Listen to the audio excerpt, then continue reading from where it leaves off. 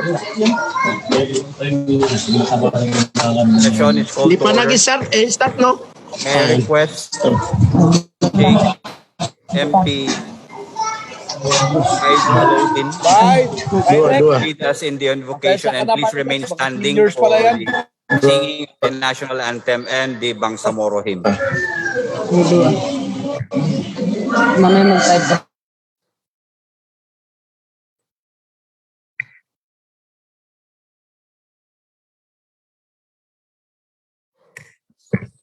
أعوذ بالله من الشيطان الرجيم بسم الله الرحمن الرحيم وقال ربكم ادعوني أستجب لكم الحمد لله رب العالمين الرحمن الرحيم مالك يوم الدين إياك نعبد وإياك نستعين اهدنا الصراط المستقيم صراط الذين أنعمت عليهم غير المغضوب عليهم ولا الضالين آمين اللهم اجعل أراد منا أعداؤنا ومنافقون الهائنون والماكرون سوءا في أموالنا وضرا في أنفسنا فاشغلهم بأنفسهم وقالوا الحق ثم هم لا يعقلون وجعلنا من بين أيديهم سدا ومن خلفهم سدا فأغشيناهم فهم لا يبصرون اللهم نجعلك في نحورهم ونعوذ بك من شرورهم اللهم اكفنهم بما شئت يا الله اللهم اكفنهم بما شئت يا الله اكفنهم بما شئت يا الله ربنا تقبل منا دعاءنا إنك أنت المتقبلين وتب علينا إنك أنت التواب الرحيم صلى الله على نبينا محمد وعلى آله وصحبه وسلم سبحان ربي تم يصفون وسلام على المرسلين والحمد لله.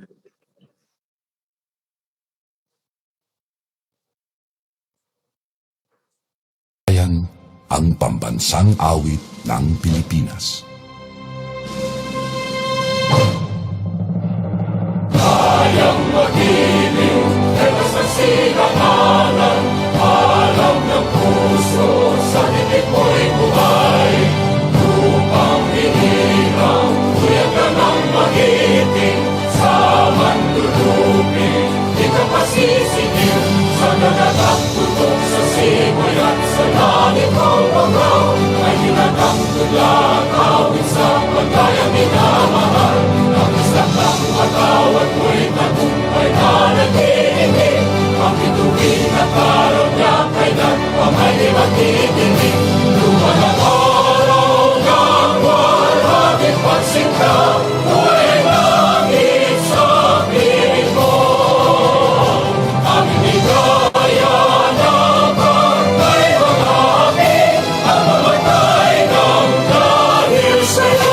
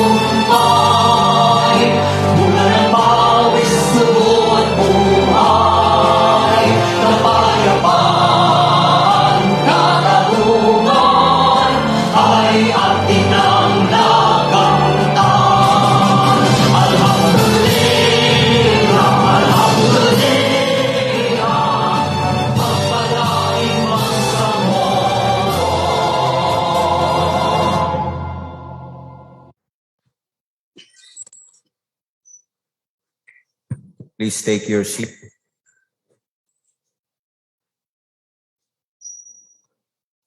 The Secretary General is directed to conduct the roll call to determine the existence of quorum for today's session. The members of the BT Parliament, the Honorable Abbas Ahmad, Present. Abbas Haro, Present. Abbas Surkanain, Abbas Basit Sari, Present. Abu Mujib, Present. Adyo Rahman Alonto, Present. Ahang Abdullah, Alamia Liza, Present. Alauddin Faiz, Ali Ibrahim, Ali Lanang Jr., Ali Edi Mapag, Alil Cesar, Amboloto Suarto, Ampatuan Baintan, Anayatin Susana, Present. Asmawil Muslima, Balindong Ali Pangalian, Bara Hamid Aminuddin, Present. Basman Anna Tarhata, Present. Burahan Abraham, Gandao Bay Maleha, Present po. Ganda Mulatip Maysara, Present. Diamla Musa, Present. Dipatuan Present. Sabrula, Ibrahim Ahod, Ismail Haji Abdul Aziz, Present. Gaya Abdullah, Gera Edward, Hasim Abdullah, Present. Hasan Atimil, Present. Iqbal Muager, Present. Ismail Rasul, Jajure Raisa, Jakilan Muslimin, Present. Tikiri Al-Bakil, Karon Bainon, Present. Lidason Mussolini, Present. Loong Don Mustafa, Lorena Jose Ribani, Present. Makako Abdurauf, Present. Makapar Abdullah, Makaraya Jamel, Makasalong Marjani, Manguda Dato Kadafe, Present. Present. Mantawil Malik, Mastura Dato Tukaw, Mastura City Siara, Mawali Amil Bahar, Midtimbang Dato Midpantaw, Mitmog Rasol, Mujahid Abdul Muhmin, Present. Munyos Hussein, Oranon Soib, Pakasa Mobaida, Present. Pak Abdul Wahab, Pangandaman Nabila Margarita, Present. Ramos Jamila, Present. Rimbang Sultan Edrisa Nasser, Sakar Modayaw, Present. Salenda Said, Present. Sali Al-Said, Saliga Romeo, Present. Salik Ali, Sangki Ali, Present. Sani Punduman, Sadar Alzad, Present. Sema Omar Yasser, Sema Romeo, Sheikh Said, Silongan Aida, Present. Sulaiman Ali, Tago Paisalin, Tan Nabil, Uja Sahi. Ulama Milanio. Usman Asfar. Jacob Muhammad. UAK Narciso.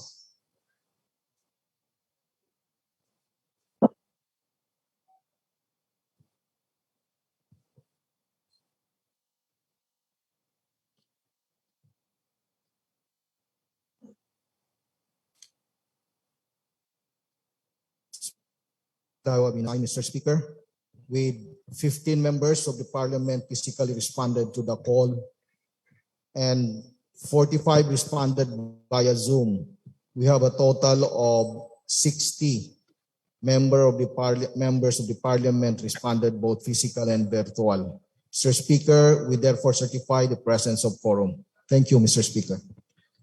With 60 members of the Parliament responding to the call physically and virtually, and with the certification of the Secretary General as to the existence of quorum, we now proceed with today's session. Majority Floor Leader. Bismillahirrahmanirrahim.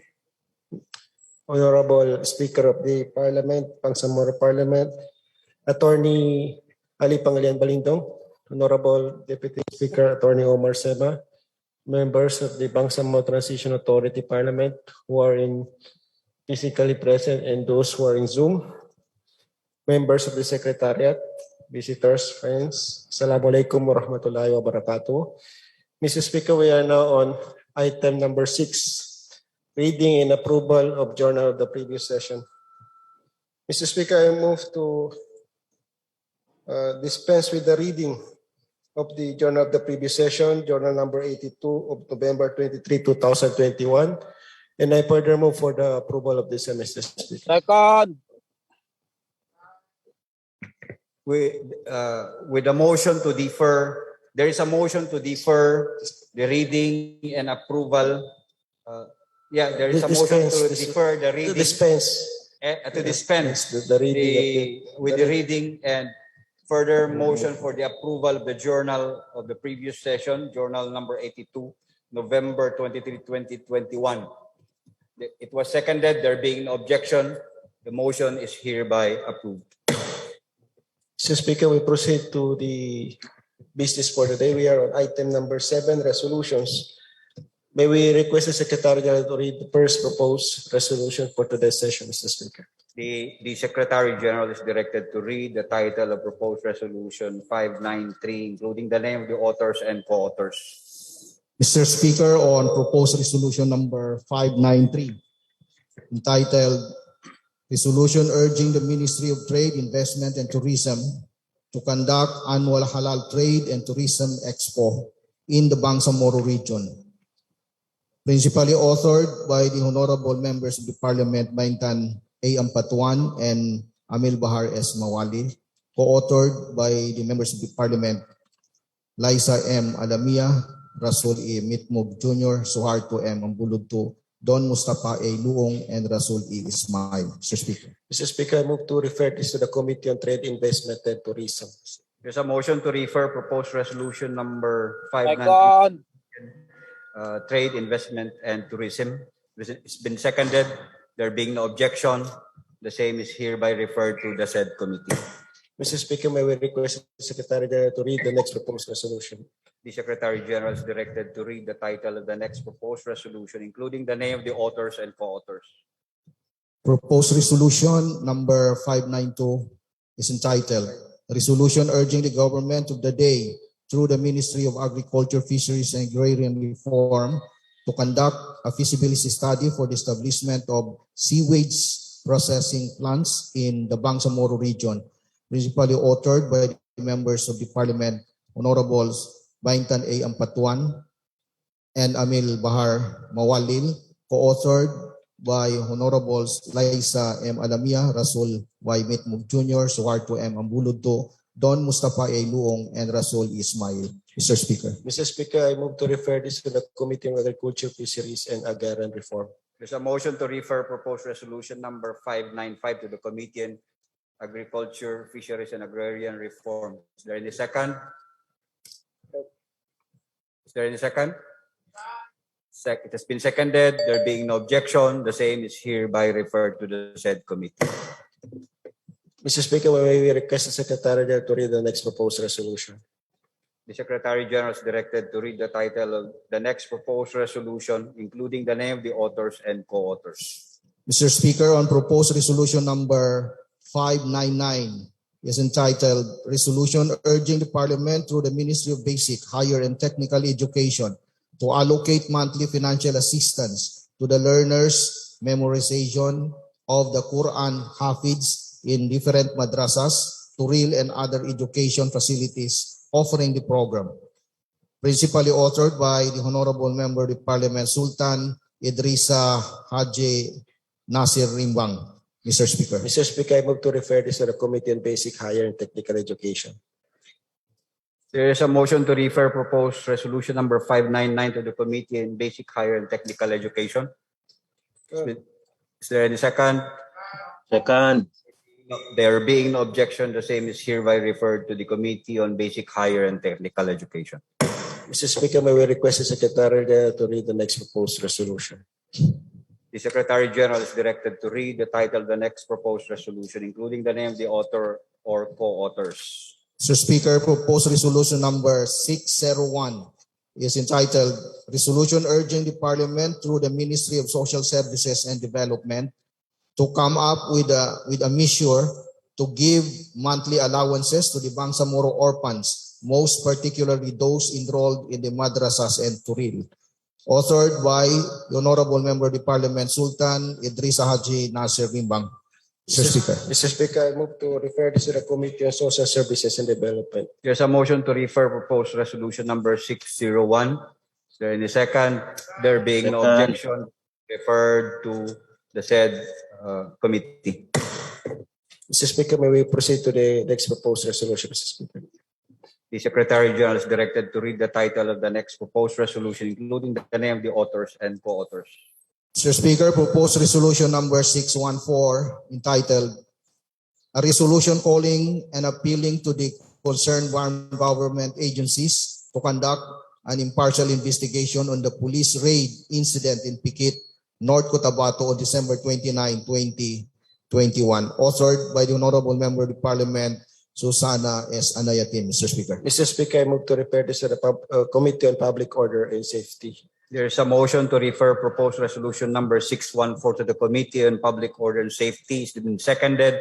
There being no objection, the same is hereby referred to the said committee. Mr. Speaker, may we request the Secretary to read the next proposed resolution? The Secretary General is directed to read the title of the next proposed resolution, including the name of the authors and co-authors. Mr. Speaker, on proposed resolution number 615 entitled A Resolution Respectfully Urging the Philippine National Police, PNP, Department of Interior and Local Government, and the National Police Commission to reconsider its policy of reassigning or transferring hearing police officers in Mindanao, especially in Bangsamoro Autonomous Region in Muslim Mindanao. Authored by the Honorable Members of the Parliament, Paisalin P. Tago, Nabil A. Tan, and Baintan A. Ampantuan.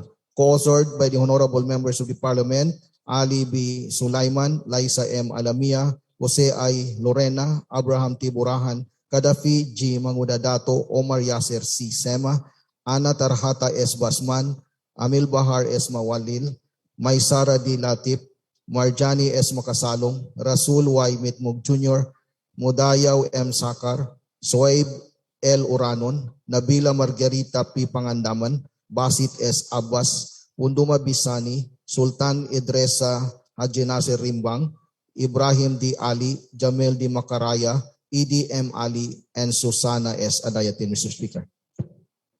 Mr. Speaker, I move to refer this to the Committee on Interior and Local Government. There's a motion to refer proposed resolution number 615 to the Committee on Local Government, Interior and Local Government. Is there any second? There being no objection, the same is hereby referred to the said committee. May we request the Secretary to read the next proposed resolution, Mr. Speaker? The Secretary General is directed to read the title of the next proposed resolution, including the name of the authors or co-authors. Mr. Speaker, on proposed resolution number 617 entitled resolution adopting the BTA Parliament style book, which will serve as guide in the preparations of documents in the Bangsamoro Transition Authority Parliament, principally authored by the honorable members of the Parliament, Lanang T. Ali Jr., Ali Pangalian M. Balindong, and Omar Yasir Sema, Mr. Speaker. Mr. Speaker, I move to refer this to the Committee on Rules. There's a motion to refer proposed resolution number 617 to the Committee on Rules. Is there any second? There being no objection, the same is hereby referred to the said committee.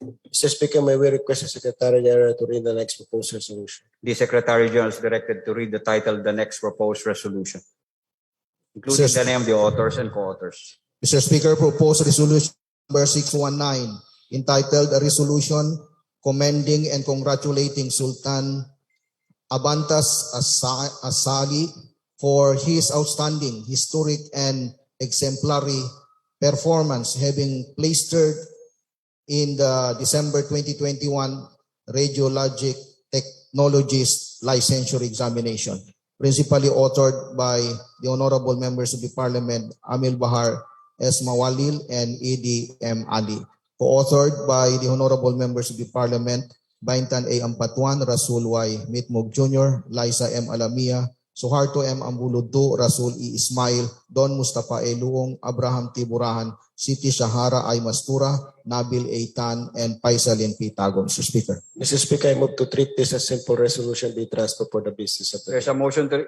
treat proposed resolution number 619 as a simple resolution. Is there any second? There being no objection, the same is transferred to the business for the day.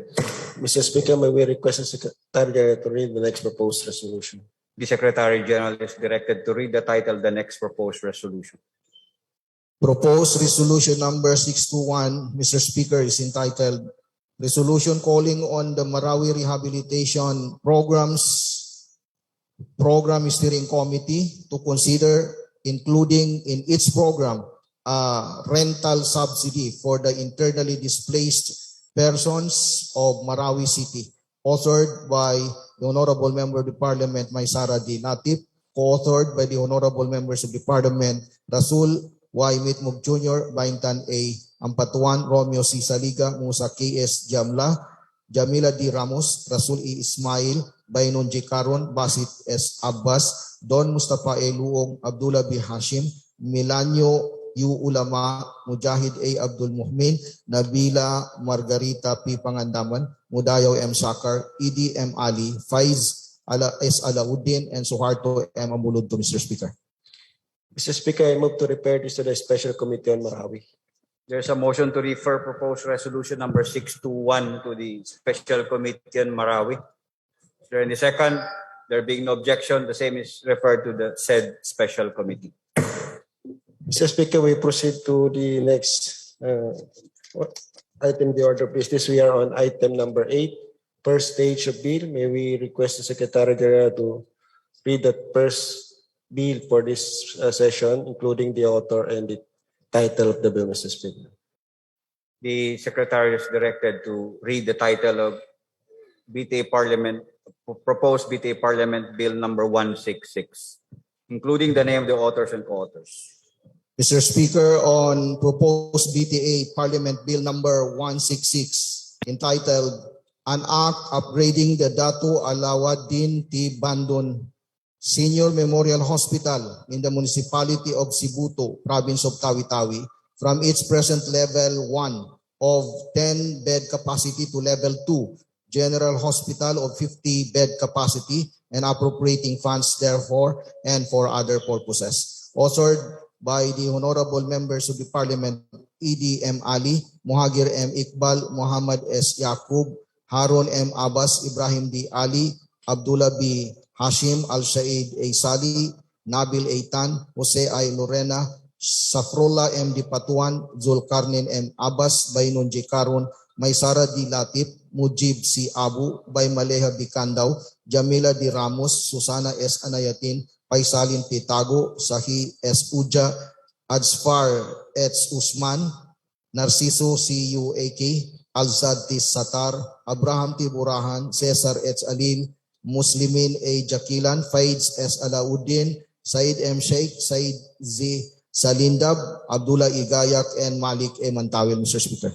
Mr. Speaker, any members of the Parliament would like to be signify their interest as co-authors of this particular bill may do so by filling up the co-authorship request form that was distributed before the session, Mr. Speaker. Mr. Speaker, again, may we request the Secretary General to read the next proposed Parliament bill. The Secretary General is directed to read the title of the next proposed Parliament Bill number 167, including the name of the authors and co-authors. Mr. Speaker, on the next proposed BTA Parliament Bill number 167 is entitled An Act Establishing an Institutional Mechanism to Ensure the Implementations of Programs and Services for Persons with Disabilities in the Bangsamoro Autonomous Region in Muslim Mindanao and for other purposes. Principally authored by the Honorable Member of the Parliament, Amil Bahar S. Mawalil, co-authored by the Honorable Members of the Parliament, Liza M. Alamia, Baintan A. Ampatuan, Rasul Y. Mitmog Jr., Suharto M. Ambulod II, Don Mustafa A. Luong, Rasul E. Ismail, Siti Sahara I. Mastura, and Abraham Tiburahan. Mr. Speaker. Mr. Speaker, this is a private member bill. Any members of the Parliament would like to be co-authors, just do so by fill-upping the co-authorship request form that was distributed before this session, Mr. Speaker. Mr. Speaker, we proceed to item number 11, unfinished business. We are now on proposed resolution number 569, entitled Resolution Respectfully Appealing to His Excellency President Rodrigo Roa Duterte to veto Senate Bill number 1373 and House Bill number 9943, or the Act prohibiting and declaring child marriage as illegal. Mr. Speaker, considering that the President has already signed this into law, this would become a moot academic, Mr. Speaker. So I move to archive this proposed resolution, Mr. Speaker, without prejudice to the principal author to file any particular bill on this matter, Mr. Speaker. There is a motion to archive proposed resolution number 569. Is there any second? There being no objection, the same is proposed resolution number 569 is now turned over to the archives of the BTA Parliament. Mr. Speaker, we proceed to the next unfinished business. We have proposed resolution number 604. The parliamentary status of this bill, we are in period of interpellation and debate. Considering, Mr. Speaker, that I am the principal author of this particular measure, Mr. Speaker, may we request the Deputy Majority Pro-League Attorney Paisalin Tago to take over, Mr. Speaker.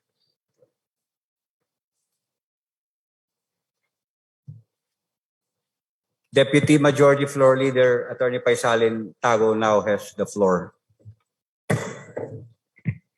Thank you very much, Mr. Speaker. Assalamualaikum warahmatullahi wabarakatuh.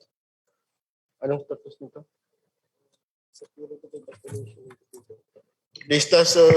the proposed resolution, since this is an unfinished business, is on period of interpellation and debate. So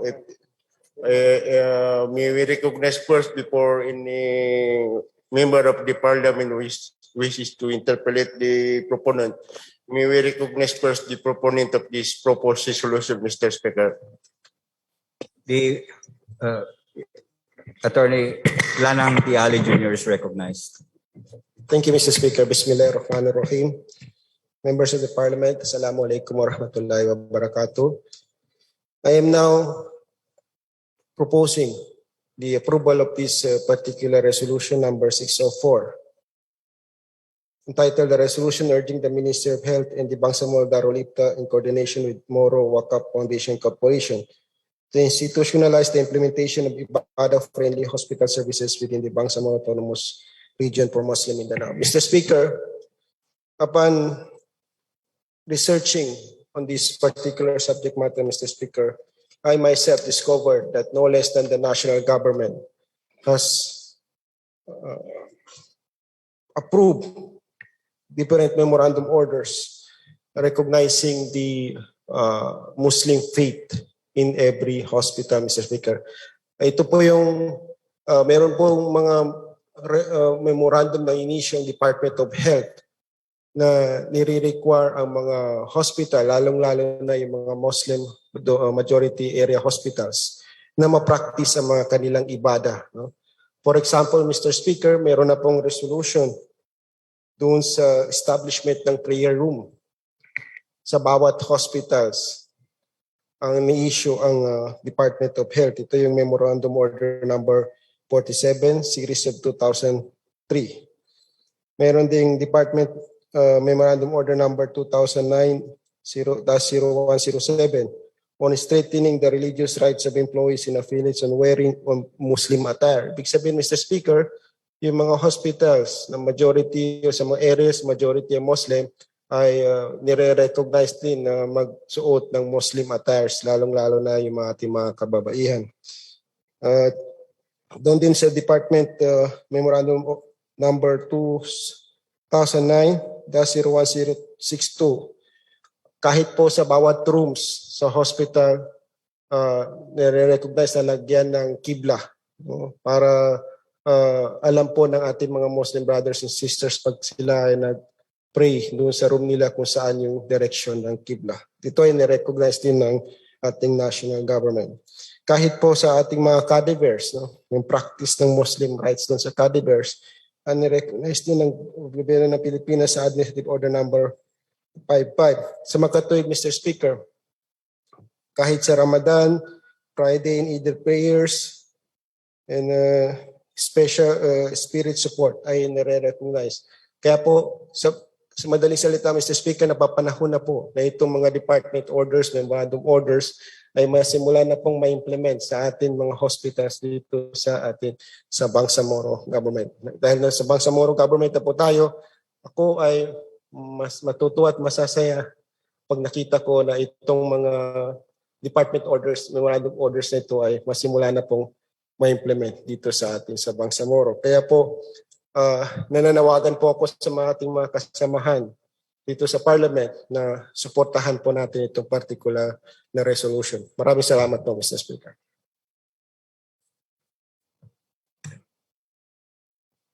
Floor Leader. Mr. Speaker, before any interpreters, Mr. Speaker, if the proponent is agreeable, I'm for the Secretariat concerned also to be part of this proposed resolution and then be included as part of the author of this proposed resolution if the author will accept me as one of the authors. Opo, Mr. Speaker, tinatanggap ko po. The Secretariat is directed to take note of those who are willing to be part of Mr. this Speaker. solution, including myself. I would like to be identified with the resolution. Mr. Speaker. So, there is an interpreter. Mr. Speaker. Mr. Speaker. Yeah, you are recognized, the gentleman from Pandag, Maguindanao. Yes, Mr. Speaker, a manifestation to be part of this measure as a co-author, Mr. Speaker. The Secretary General is directed to take note of those who are intending to be part of this proposed resolution. Those who are in the Zoom to be part of this resolution, they can chat in the chat. You can put their willingness in the chat box of the Zoom. Yes, Mr. Speaker. all of those in the virtual room, you can submit your intent to be part of that proposed resolution through the chat box in the Zoom. Thank you, Mr. Speaker. Now, Mr. Speaker, there are a list of interpreters. First is our Deputy Minority Floor Leader, MP Rasmit Mekandin, Deputy Minister, MP Lorena. For your recognition, Mr. Speaker, MP Rasmit, Mr. Speaker, for interpellation. Yes. Yeah. The period of interpellation and debate is now open. The gentleman from Lanao del Sur, the Deputy Minority Floor Leader, Attorney Mitmug, is recognized. Thank you, Mr. Speaker. Mr. Speaker, I would like to acknowledge and thank the Majority Floor Leader for this resolution. It's very timely also. And for pointing out that even the National Department of Health also have memorandums in relation to this. I understand, Mr. Speaker, that we are directing, or our resolutions are specifically directed towards, for operational matters, the government of the day, or simply the executive branch of our government. That is why, Mr. Speaker, I stand here because I'd noticed in this resolution, there's this whereas clause wherein we are directing the Moro Wakaf Foundation, it's a non-profit foundation, to be part of the implementation of this program. But they're a private institution, Mr. Speaker. And I'm afraid that it might cause a breach in relation to non-establishment clause, Mr. Speaker.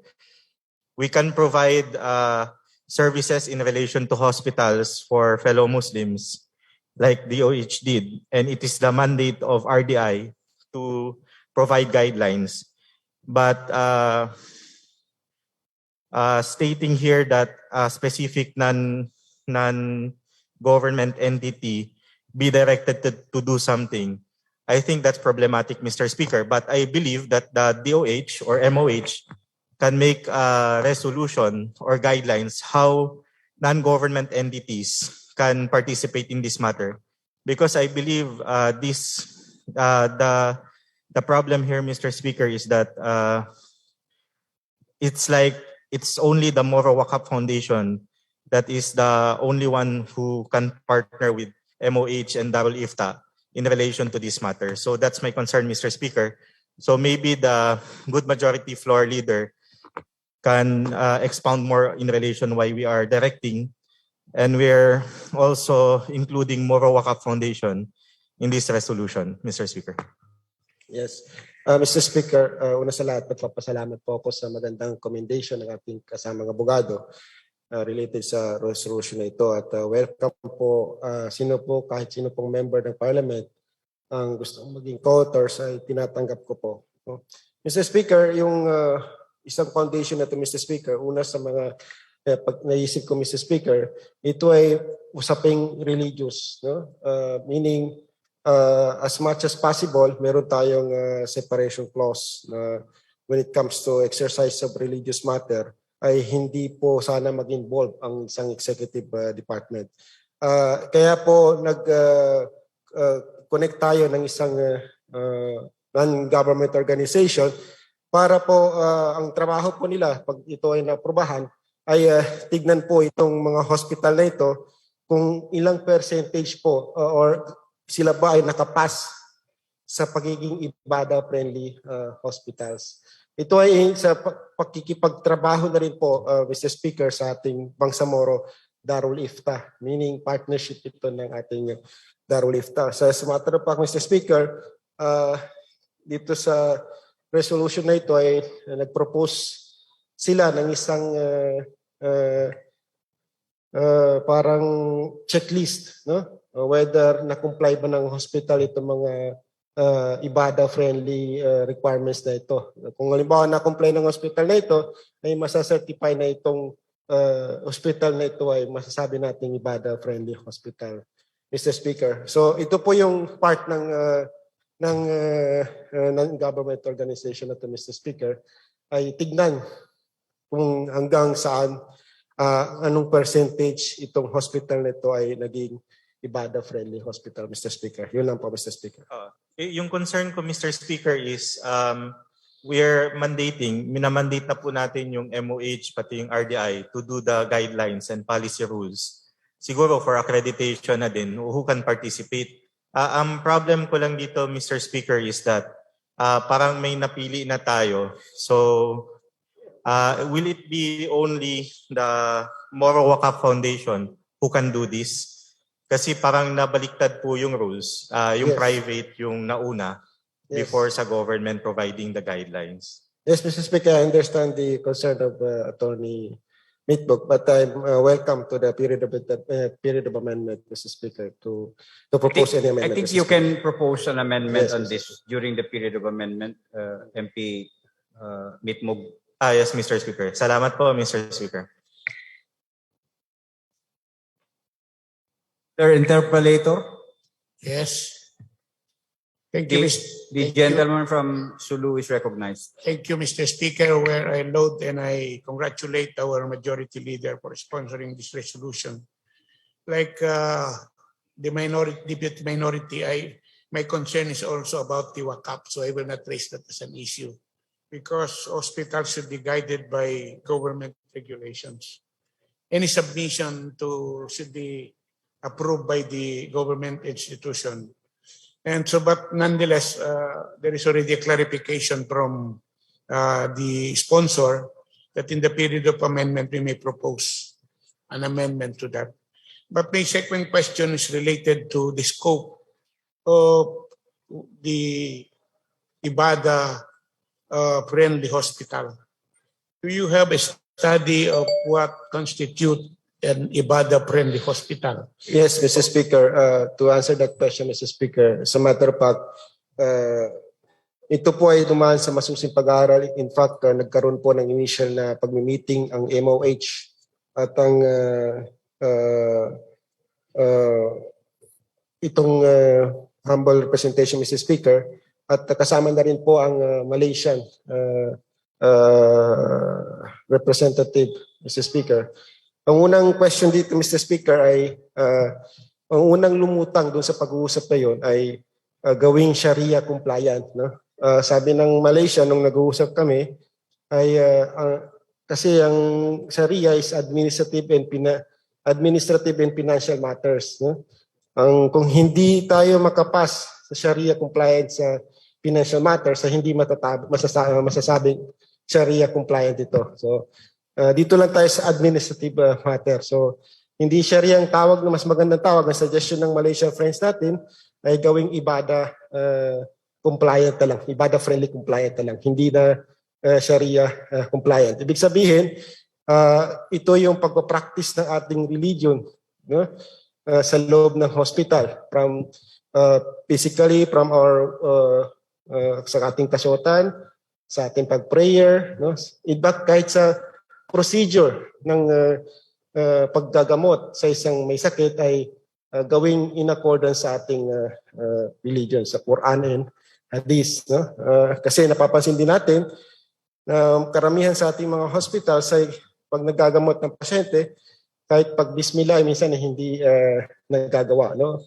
Sana gawin na rin practice na sa ating mga hospital na ating mga doctors ay magdua bago maggawa ng operation. For example, Mr. Speaker, or sa loob ng room, meron tayong kiblat, doon natin practice. Ang ibig ko sabihin dito sa Ibada Friendly ay yung gawaing practice ng ating tayong mga Muslim ay magagawa natin sa hospital na naayon sa ating sariling paniniwala at religion. Yun po, Mr. Speaker.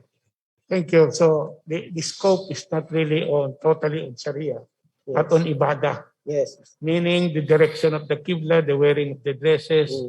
What about the sizes of rooms of a hospital? And the service of food to the patient. Because I was once hospitalized in Malaysia. And I know the food service is universal. They have their criterion. So my next follow-up question is, have we taken a modern regulation from our Malaysian friend with respect to the characteristics of an Ibada-friendly hospital? Do we have a copy if it is given to us? Yes, Mr. Speaker, meron po akong kopya yung mga kanilang practices doon sa kanilang country, itong Malaysia natin. Ito ay nasa aking opisina, Mr. Speaker, including lahat ng mga dokumentong sumusuporta sa resolution ito, Mr. Speaker. Ito, Mr. Speaker, itong Ibada-friendly, included din dito yung nire-require ng bawat hospital na magkaroon ng prayer room, no, para sa atin kababayan na na-hospitalize. Including din, Mr. Speaker, yung paggawa ng parang isang room para sa ating mga cadaver na mga Muslims. So doon ay mapapractice natin yung ating Islamic procedures on how to take care the body of a dead. So yun po yun, Mr. Speaker, nakapokus po yung Ibada-friendly kung paano natin ma-implement yung pagiging Muslims natin dito sa hospital na ito, Mr. Speaker. So in the resolution, there is no mention of a specific agency who will monitor compliance. Yes, Mr. Speaker. So am I correct to say that it will be our Ministry of Health? Yes, Mr. Speaker, Ministry of Health, considering that they have the authority and jurisdiction over hospitals in the Bangsamoro Autonomous Region in Muslim Mindanao, and in partnership or in coordination with the Bangsamoro Darul Ifta, Mr. Speaker. Thank you, Mr. Speaker. Before ending, I would like to manifest I'd like to be associated with this resolution, subject, of course, to that will be provided with the copy of the model requirements for Ranibada Hospital. Thank you, Mr. Speaker. The Secretary General is directed to take note of the interest of Attorney Lorena to be identified with this resolution. Majority Floor Leader. Thank you very much. Any more interpolator? There being no interpolator, Mr. Speaker, I move to close the period of interpellation and debate. There's a motion to terminate the period of interpellation debate. It's been seconded. No objection. The interpellation debate is now terminated. Move to open the period of amendment, Mr. Speaker. The period of amendment is now open. 1 minute suspension. 1 minute suspension.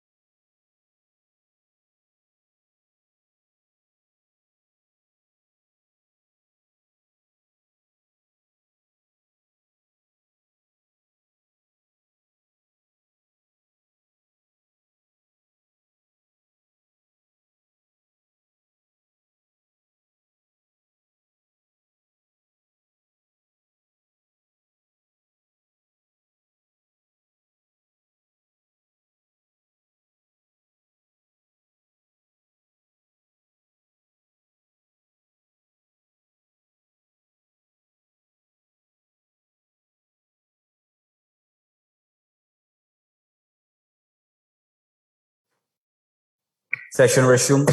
Floor Leader. Thank you, Mr. Speaker. Mr. Speaker, in order na maayos natin yung concern, Mr. Speaker, kasi yung concern kanina is baka maging exclusive siya.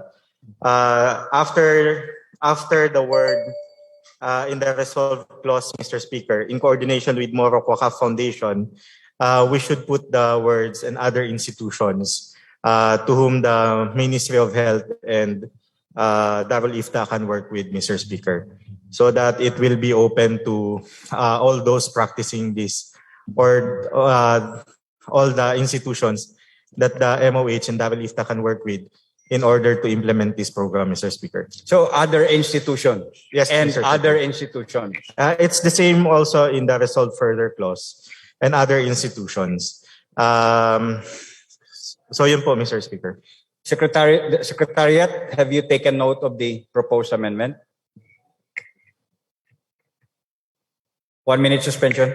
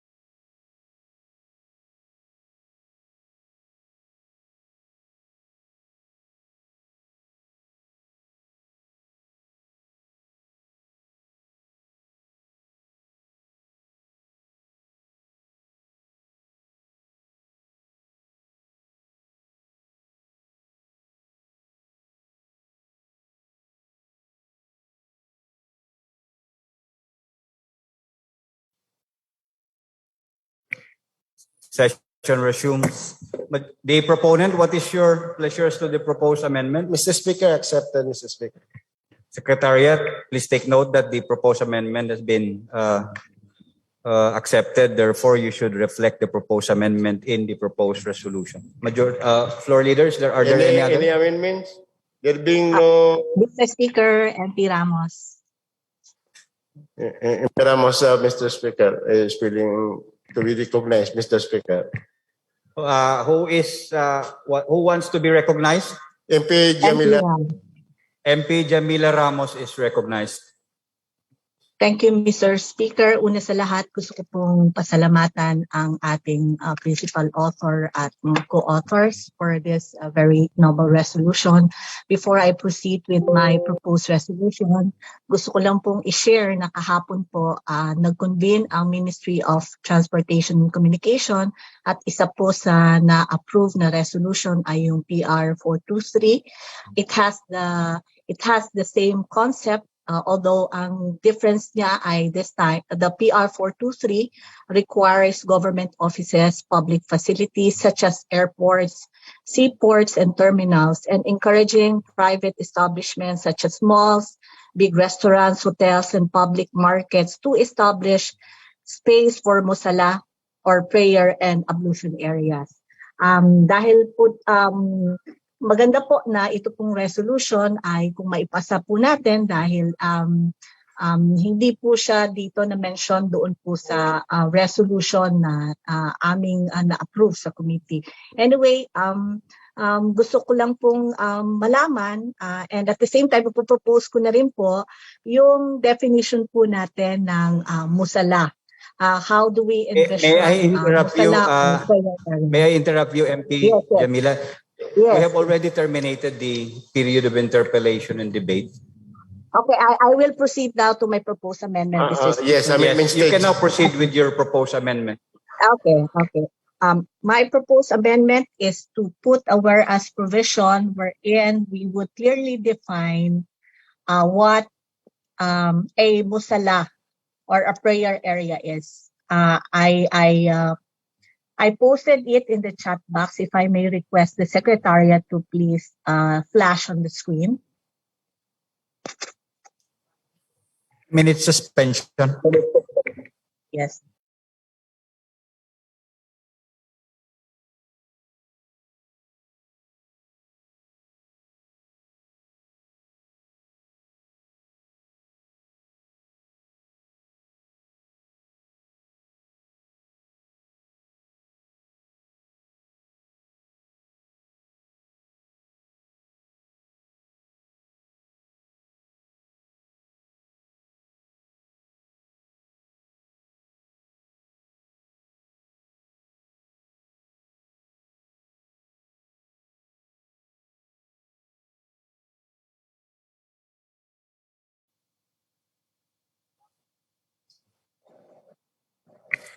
Session resumes.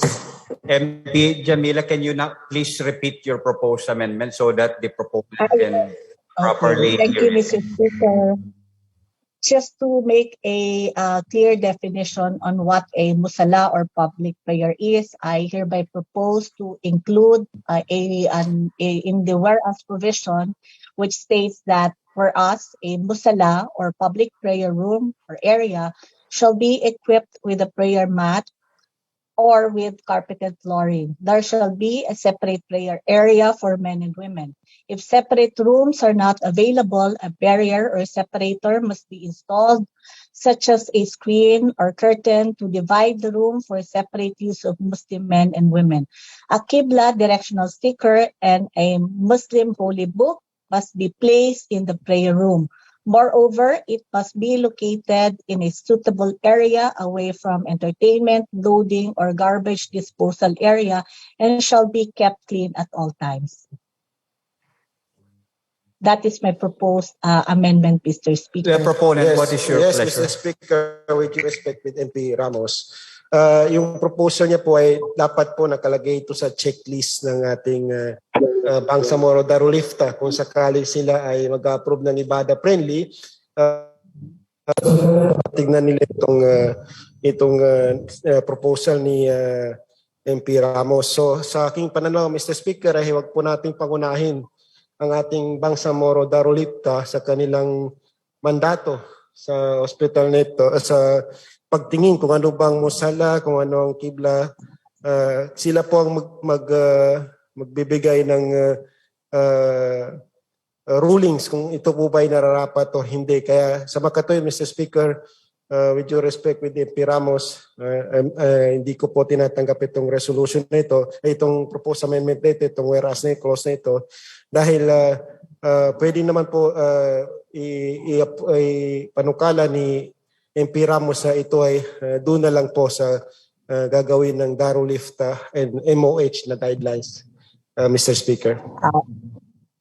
That would be fine, Mr. Speaker. Gusto ko lang pong ipaalam na ang provision po na ito ay tinignan din po natin yung ibang memo circular na ipinalabas tulad ng sa Department of Tourism at sa ibang mga circulars po na kung saan identify nila kung ano po itong musala or public prayer.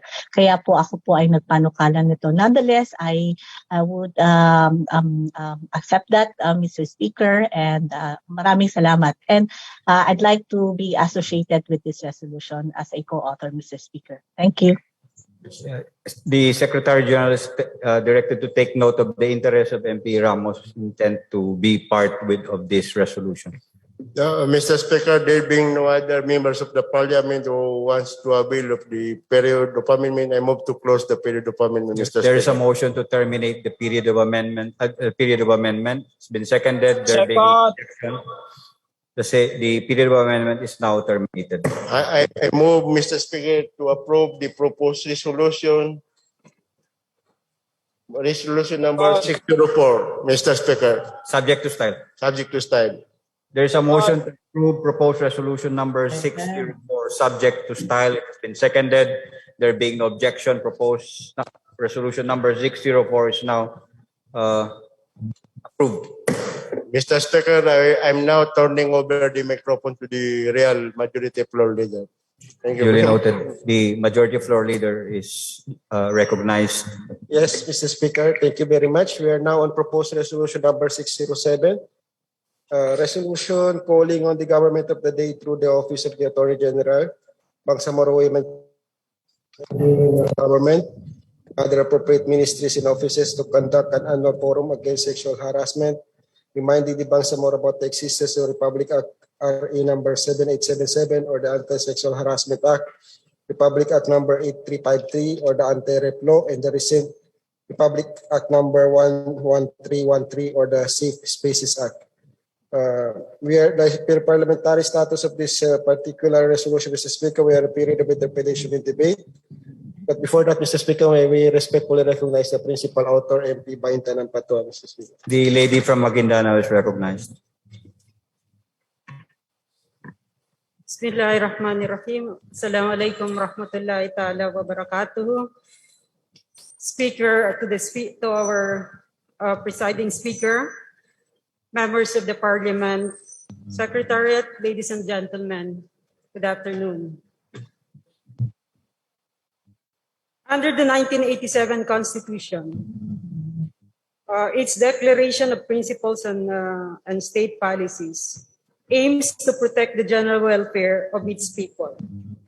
It also places a premium on the right to life of the people, as well as their dignity and their human rights, and the promotion of equality of men and women. Under Section 3, Article 5 of Republic Act number 11054 or the Bangsamoro Organic Law provides the provision on general welfare, which in a nutshell states that the Bangsamoro government shall exercise the powers necessary, appropriate or incidental for its efficient and effective governance, and those which are essential to the promotion of general welfare. Within its territorial jurisdiction, the Bangsamoro government shall also ensure and support the promotion of health and safety, the improvement of public morals, the maintenance of peace and order, and the preservation of the comfort and convenience of its inhabitants. The same are the goals of inscribed under Republic Act number 7877 or the Anti-Sexual Harassment Act, Republic Act number 8353 or the Anti-Rape Law, and the recent Republic Act number 11313 or the Safe Spaces Act. Before, sexual harassment was limited to harassment done by people of moral ascendancy or authority over the persons harassed in the workplace, in school, and in training institutions. However, now, sexual harassment has been expanded to include harassment in streets and public spaces and those done online. In an article by the CNN citing a survey conducted in 2016 by the Social Weather Stations, 3 in 5 or 60% of women have experienced sexual harassment at least once in their lifetime. Moreover, 88% of women who are 18 to 24 years old have experienced sexual harassment at least once in their lifetime. The SWS survey classifies these instances into wolf whistling, lascivious language, stalking, voyeurism, grouping, rubbing or touching, catcalling, indecent gestures, exhibitionism, sending of pornographic pictures or videos, and cyber violence. Physical abuse, emotional stress due to infidelity, neglected and unaccompanied children, and sexual abuse are among the reported BAUSI cases in the region. According to the 27 National Demographic Health Survey or NDHS data, only 1/3 of women who have experienced physical or sexual violence in the region sought help to stop the violence, while 72% of women never sought help nor told anyone. The low BAUSI figures in the region may be attributed to the underreporting of cases due to limited financial capacity to pursue legal action or fear of putting oneself in shameful condition or maratabat. Also, there are limited shelter facilities to accommodate BAUSI cases and other disadvantaged women. What is more alarming is that despite the existence of the 3 mentioned laws, some, if not most, of the Bangsamoro are not informed about the existence of such laws. This has 2 major effects. First, women and men who do not know about the laws are not familiar with them, do not know what there are laws like the 3 mentioned that protect them. They do not know that acts like catcalling are punishable acts.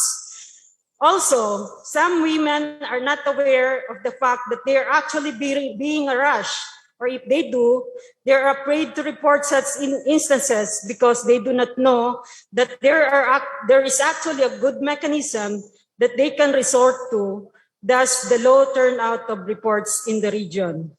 Moreover, there are limited programs and projects for women and children at local levels, inadequate BAUSI information, education, and communication materials, particularly pamphlets in the vernacular language for community awareness. In addition, shared reporting mechanism between and amongst institutions are not yet in place, resulting in inconsistencies in social protection data and other related vital indicators on women and children in the region. Second, perpetrators are not aware that what they are doing are actually prohibited by law. Under Article 3 of the new Civil Code, ignorance of the law excuses no one from compliance therewith. It would be a shame for people to be prosecuted on crimes that they do not know that exists because oftentimes the perpetrators of sexual harassment, especially those committed in public and in the streets, are not well educated enough on their acts.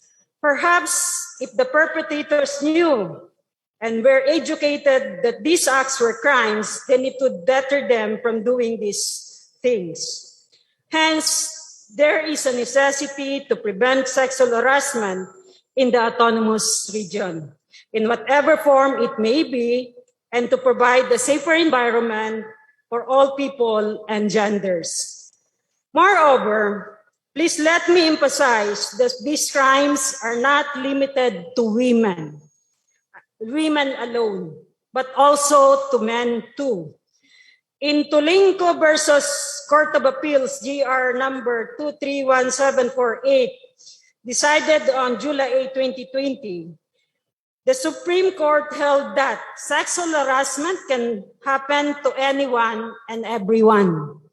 Only society has often depicted women as being the weaker sex and the only victims of sexual harassment. It is high time that this notion is corrected. To consider women as the weaker sex is discriminatory.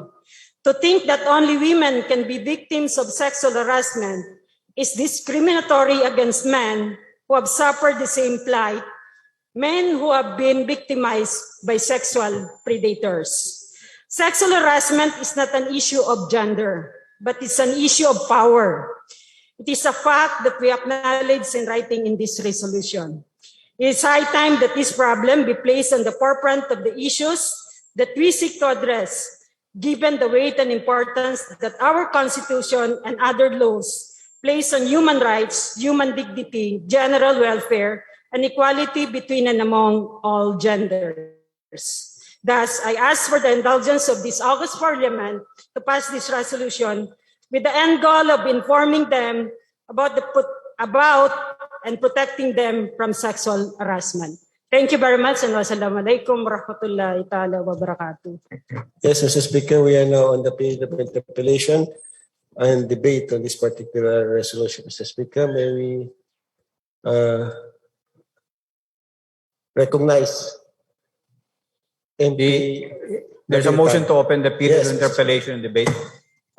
May respectfully recognize MP Rizal Tago, Mr. Speaker.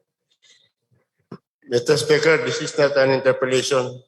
I applied to be part of this resolution if the principal author is willing to accept my application, Mr. Speaker. Yes, very much accepted. Thank you very Mr. much. Speaker. The Secretary General, please take note. Please include me also as co-author. Mr. Speaker, MP Mangudadato, Mr. Speaker. The gentleman from Pandag, Maguindanao is recognized. Yes, manifestation, Mr. Speaker, if the principal author will allow me to be part of this measure also, Mr. Speaker. Yeah, it's accepted, MP Mangudadato. Secretariat, please take note. Thank you very much, Mr. Yes, Mr. Speaker, including the majority floor leader, Mr. Speaker. Yes, please include the majority floor leader and the speaker, presiding speaker. 1 minute suspension. Okay na.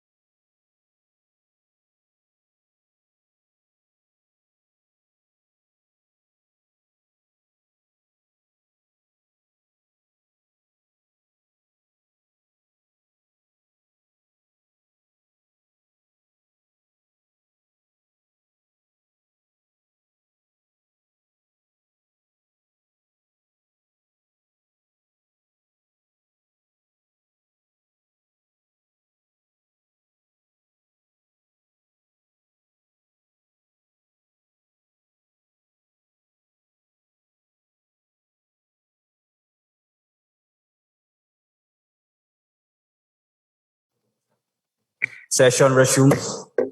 Mr. Speaker, I move to close the period of interpellation and debate. There's a motion to terminate the period of interpellation debate. Mr. Speaker, I move to open the period of amendment. There is a motion to open the period of amendment. It's been seconded. There being no objection, the period of amendment is now open.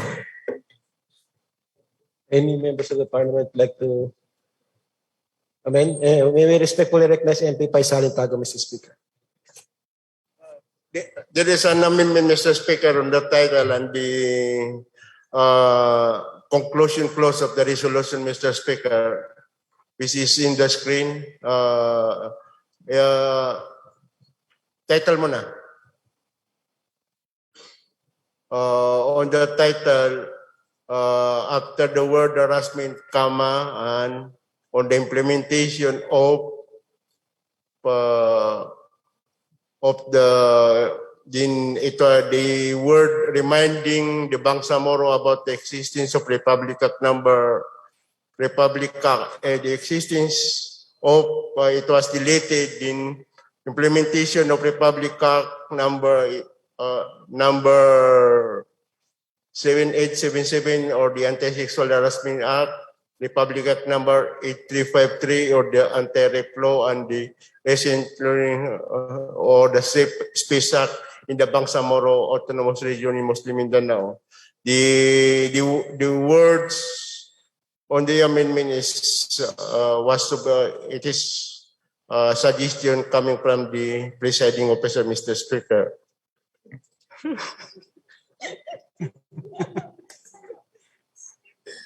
Yes, Mr. Speaker. Now, may I ask the proponent of this resolution if she is willing to accept the amendment as submitted, Mr. Speaker. Proposed amendment is accepted, Mr. Speaker. Yes, may I also suggest that it be reflected in the amendment should be reflected in the penultimate portion. Yes, in the penultimate, it should be reflected to be consistent with the amendment, Mr. Speaker. So it has been accepted. Secretariat, please take note. Yes, Mr. Speaker, I move to close the period of amendment. There is a motion to terminate the period of amendment. It's been seconded. There being no objection, the period of amendment is terminated. Mr. Speaker, I move for the approval of proposed resolution number 607 subject to stand, Mr. Speaker. As amended. As amended. There is a motion to approve proposed resolution number 607 as amended and subject to style. Is there any second? Second. Has been seconded. There being no objection, the proposed resolution number 607 is approved as amended and subject to style. Thank you very much, Mr. Speaker. Yes, Mr. Speaker, we will proceed to item number 12, business for the day, on proposed resolution number 619. Mr. Speaker, this is only a commending and congratulating resolution, Mr. Speaker. There is an omnibus motion, Mr. Speaker, to dispense with the period of interpellation and debate and the period of amendment and proceed to the approval of this proposal. There is a motion to dispense with the period of amendment, period of interpellation, debate, and the period of amendment, and with a further motion that this proposed resolution be approved immediately by the plenary. It has been seconded. There being no objection, proposed resolution number 619 is approved as proposed in the plenary. Yes, Mr. Speaker, there being no other agenda in the order of business, I move to adjourn this session until tomorrow, Mr. Speaker. Session is adjourned until tomorrow at 1 o'clock in the afternoon.